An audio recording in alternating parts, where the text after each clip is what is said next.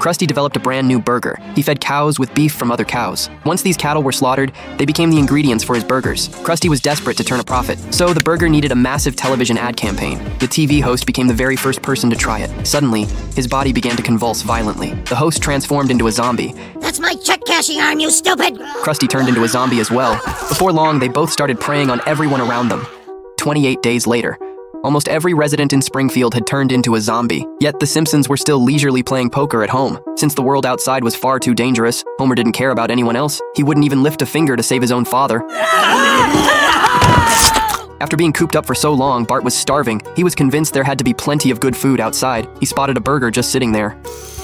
Overjoyed, he tore down the boards on the window. He snatched the burger and brought it back home. As soon as Marge saw it, she alerted Homer. Homer grabbed a book, ready to give Bart a thrashing. Dad, no! That's the last book in the world! Really? Yes! Oh, go ahead. Surprisingly, Bart was perfectly fine after eating the burger. Lisa immediately realized that Bart could be used to develop an anti-zombie vaccine. This meant Homer had to keep Bart safe at all costs. Better call Dr. Hibbert!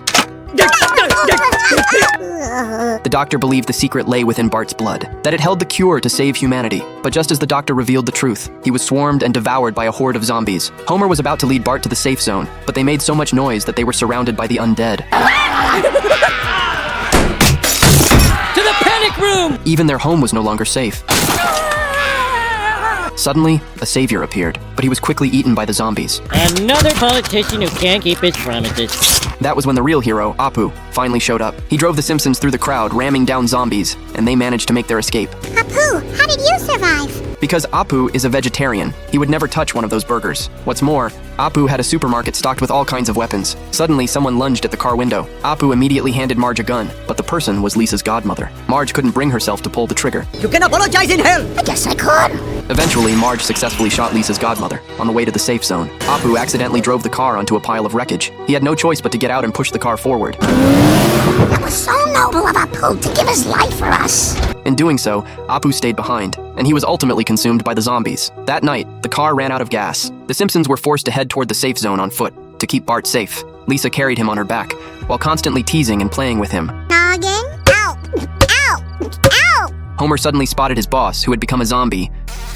Well, who's an unproductive worker now? Homer ripped off his boss's nose, but the boss bit Homer's hand in return.